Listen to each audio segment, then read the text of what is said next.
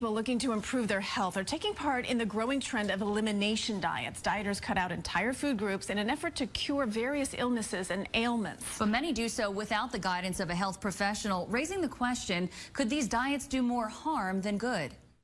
Jessica Lee Anderson went on a diet, not to look better, but to feel better. I ate a lot of processed food, I ate a lot of fast food, and I had just gotten so tired. I wasn't feeling very well. She researched a plan online and decided to go on an elimination diet.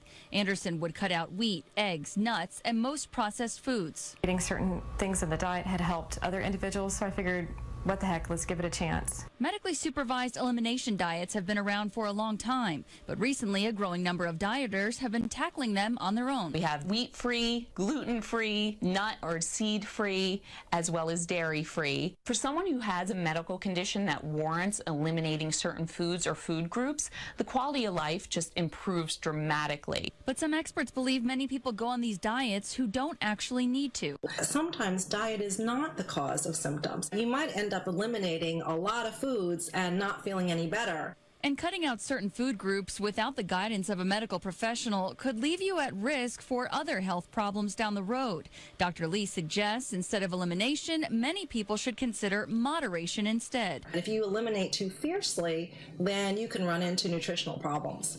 As for Jessica, she says her elimination diet has gotten her the results she was looking for, and she's committed to staying on it for the long haul. I do miss pizza, I miss other type of thing, but nothing tastes as good as just feeling awesome.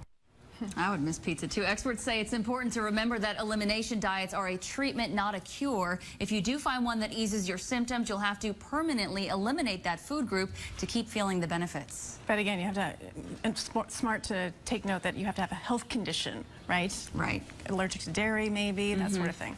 All right, that's going to do it for us at 5 today. We'll see you again at 11. The news at 6 starts right now.